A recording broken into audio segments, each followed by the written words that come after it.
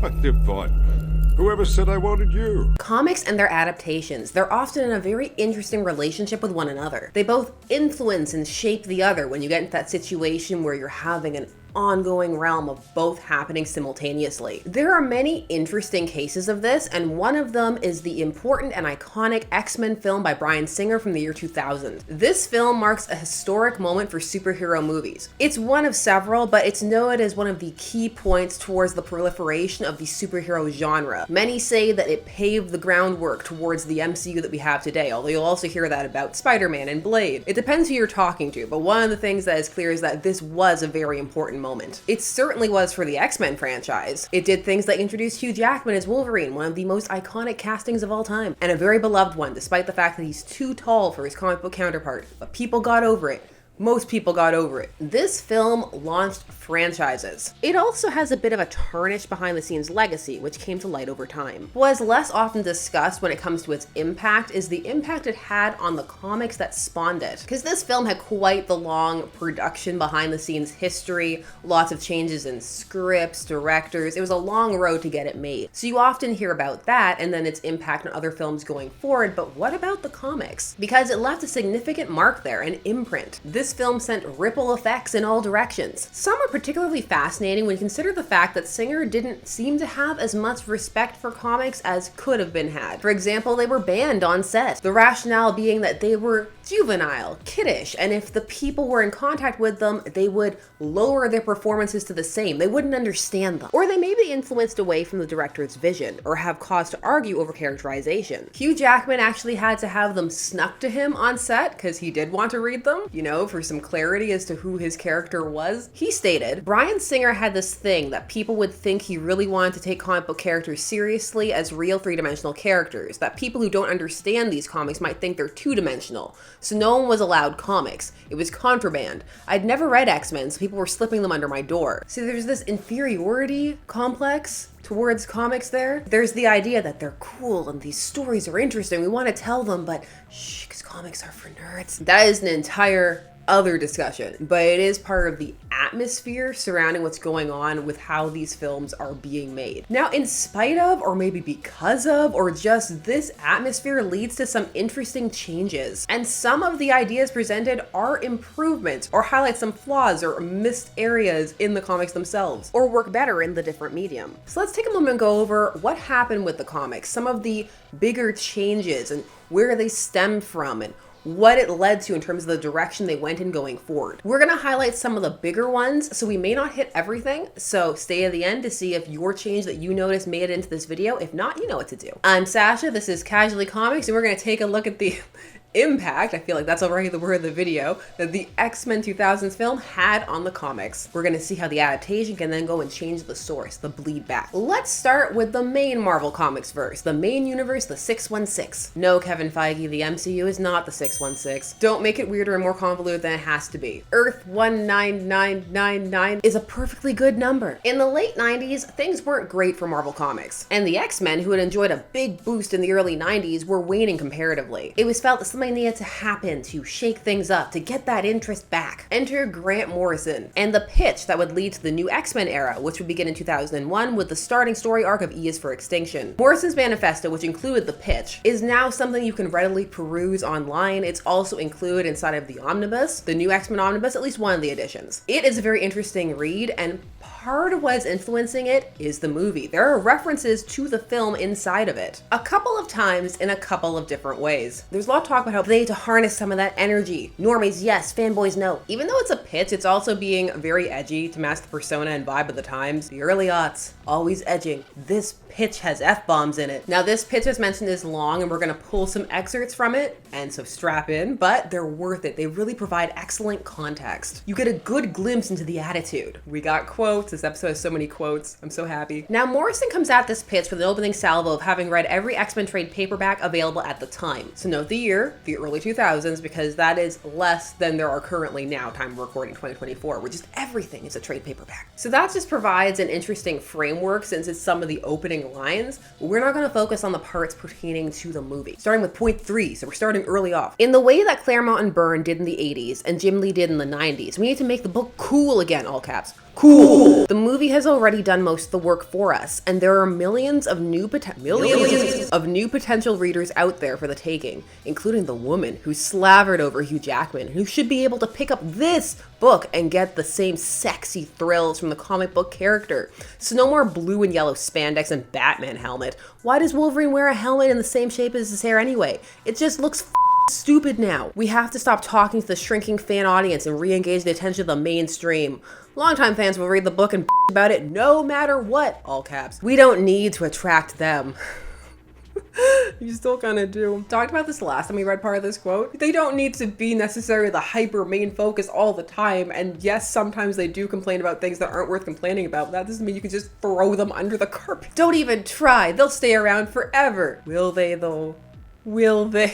We need to make the book accessible to the real world audience. We need to get X-Men and Marvel Comics in the news again, in the cool magazines and on TV. We need to recapture the college and the hipster audience, because that audience is bigger than ever. And thanks to the movies and games, thanks to things like Buffy and The Matrix, the entire mainstream is pumped and primed to consume superhero stories. So you see, this gives you really fascinating insight into the mindset. Also, I will forever chuckle at we need to attract the real world audience when you then get into how outlandish some of the storylines in this run are. Now, Morrison also goes on about how the writing needs to be updated, and this is tied into the points about Buffy. And we hadn't actually done a version of the X-Men script for the film, but it didn't end up being used. So all of this is kind of happening inside of the same bubble, the same headspace. One of the things that's stated is that the writing needs to be less dense. It needs to appeal to, and I quote, modern sensibilities. These stories will be accessible, punchy, and modern. Each story arc should be like a movie or a TV miniseries depending on the focus, beginning, middle, and end.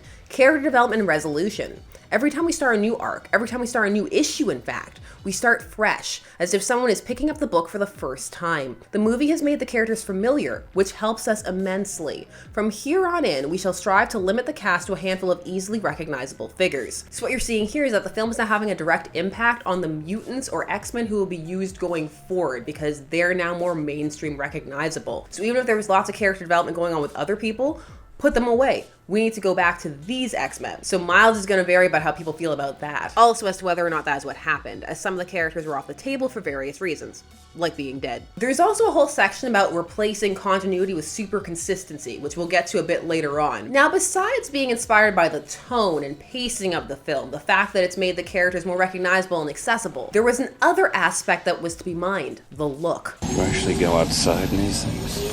What would you prefer?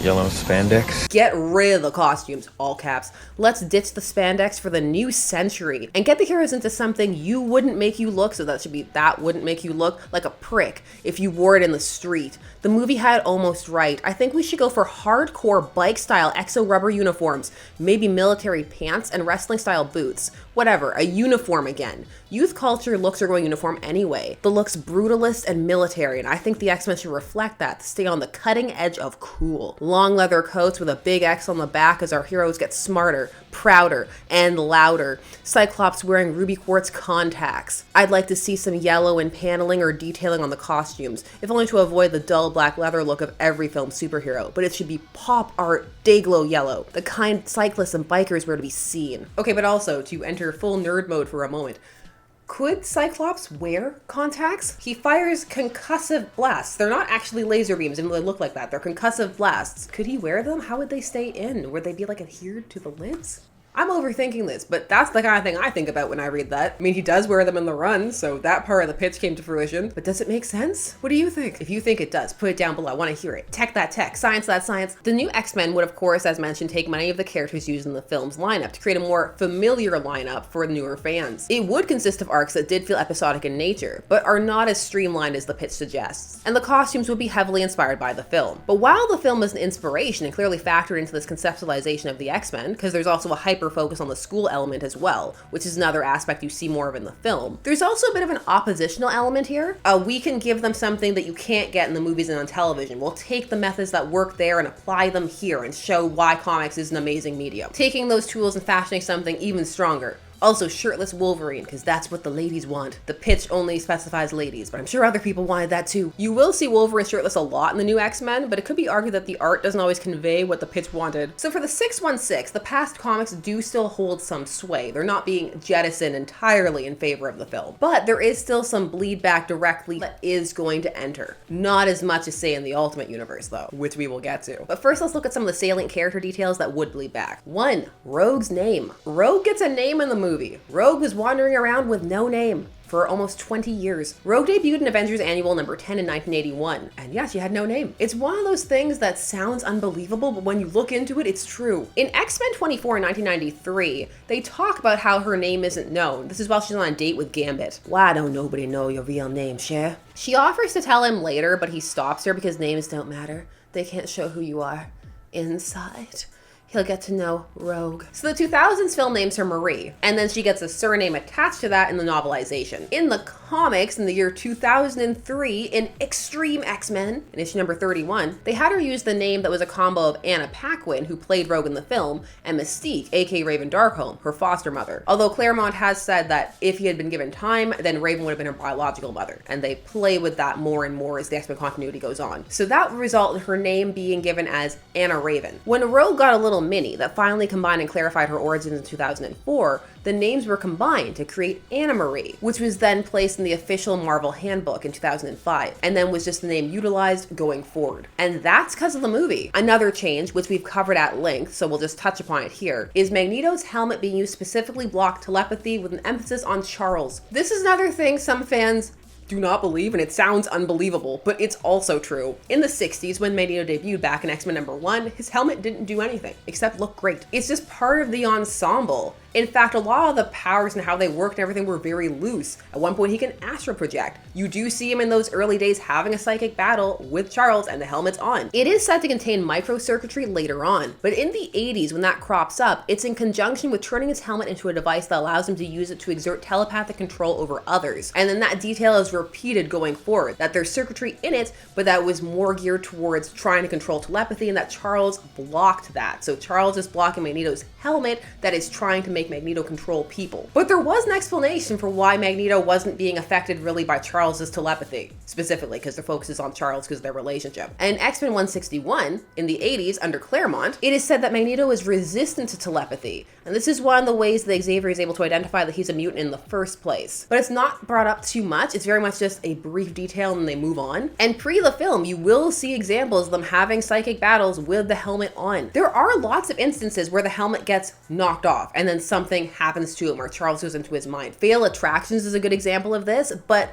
they didn't need to knock the helmet off to do that. He even enters his mind before the helmet is off. Although they do that in X-Men 97 because by this point, that has become part of the lore. That's what the helmet does. But it's really easy to see why retroactively people would assume so because it makes a lot of sense. It's one of those things that's really easy to apply backwards because why wouldn't the helmet do that? And it's a question born of lack of knowledge of the convoluted rationale of the comics already in place. As stated by one of the screenwriters for the 2000s film, David Hayter. This happened because the director said one day, why couldn't Xavier just make Magneto go to sleep or something? No one had an answer, so we decided it was the helmet. Good call, Snake. Also, this highlights several things. Some of the level of familiarity of the director, which doesn't seem to be encyclopedic deep. Also, Claremont was around during the production of this, so I guess it never came up. Maybe he didn't see that version of the script. As mentioned, there were many, and some came into play pretty late in the game. Or maybe nobody asked him, or maybe he forgot. But also, that'd be kind of hard to explain. But just in general, sometimes you're just too close to a situation to examine all of the angles and the questions that may come up for the more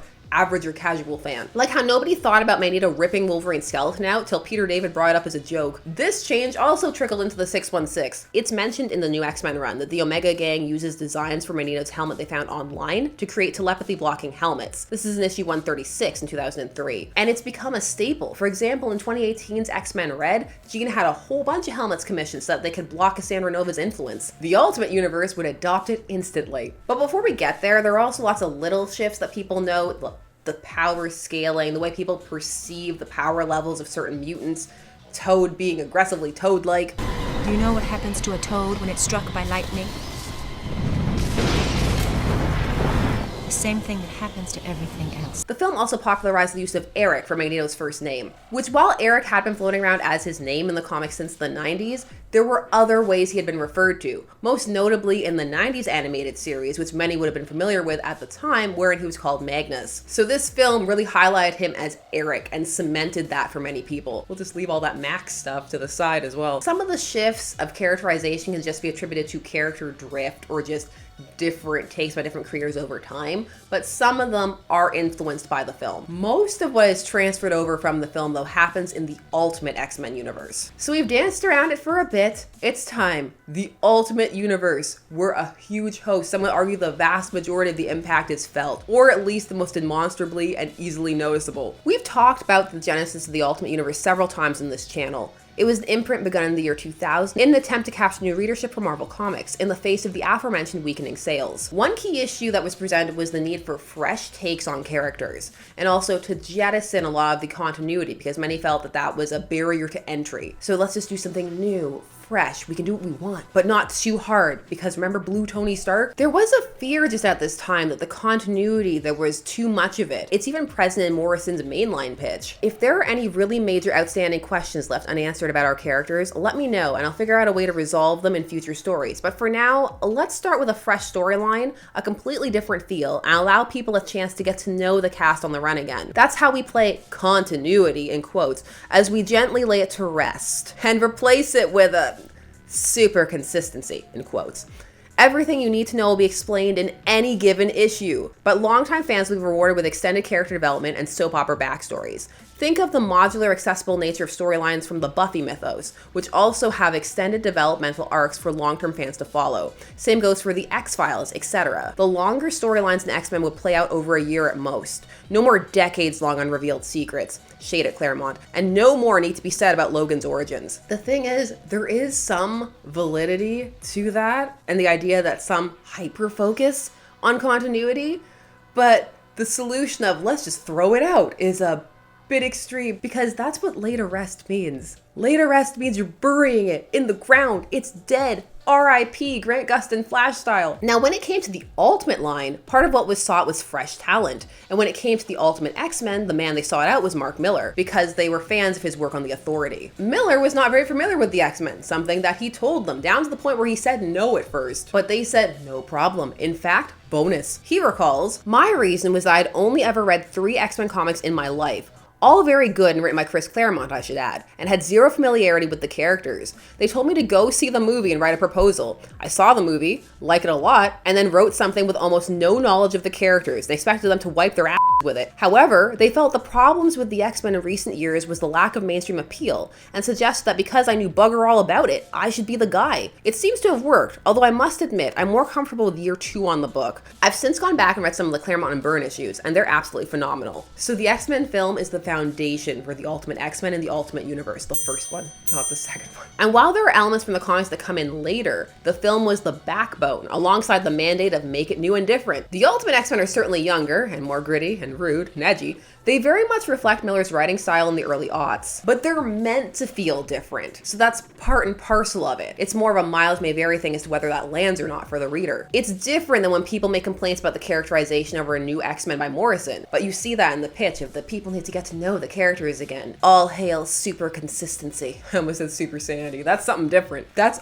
also a way to reconcile not having to be beholden to continuity. Side note, New X-Men was the name they gave the book at the time of author changeover. The numbering remained the same, but it highlights some of the attitude behind the scenes. Make it new. The 2000 film supercharged the atmosphere. Even when things weren't directly taken, it was clear that the knowledge that there was this big successful X movie out there that lots of people liked, that was also in many ways different from the source at many points with creator approval. For example, Claremont also liked the different costumes. That all of this impacted the thought process regarding the comics. Editorially, on an executive level, in the minds of creatives who were being sought out and brought in and pitching towards the comic series. And how that played out would vary. Well, for the heck of it, let's hear the quote about Claremont on the costumes. You know you want to, I want to. Classic versus film, go. You can do that on a drawing, but when you put it on people, it's disturbing. Because of this influence, there seemed for a time to be a return to many elements that seemed wrapped up in the comics at points.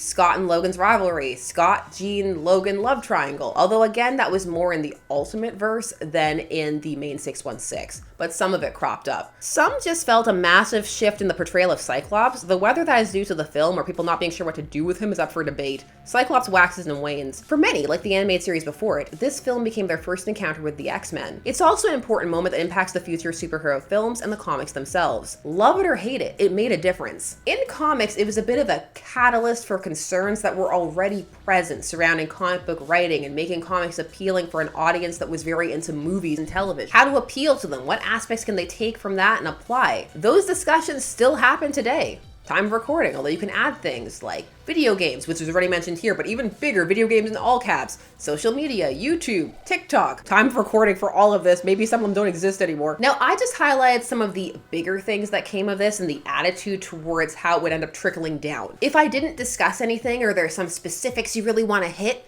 put them down below. It's gonna be a fun discussion. Also, what do you think about Bleed Over and Bleed Back in general? Some of the elements are really solid and they point out some deficiencies in the source, like Rogue's name or changing how Magneto's helmet works, having it do something that really makes a lot of logical sense. While others are a bit more medium specific and don't apply as well backwards, like the costumes, because you're a bit freer when illustrating to create things that may not translate as well in live action. At its inception, the Ultimate Universe was a huge hit, and then it combusted, exploded in a blaze of cannibalistic edge. It edged too close to the sun. Do you feel that the impact of the film was overall net negative or positive? Did you notice a shift in the comics, or did you come to them in the wake of it? The post X-Men 2000 world. Do you ever ponder how these influenced works then go on and influence future adaptations themselves? I do. It's fascinating. Let's discuss. Leave some comments down below. And while you're down there, please do all the YouTube things. Like, share, comment, subscribe. Hit the bell notifications so that you never miss a vid. Thanks so much for taking some time out of your day spent discussing comics with me. I always appreciate it, and I will see you again soon. Bye-bye. We made it. My camera was dying so hard for that last little bit. I wasn't sure if I'd be able to wave to you, but I could. Bye-bye. A couple of times,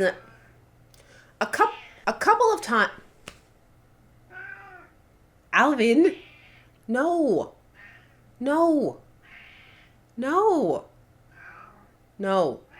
Alvin, Alvin.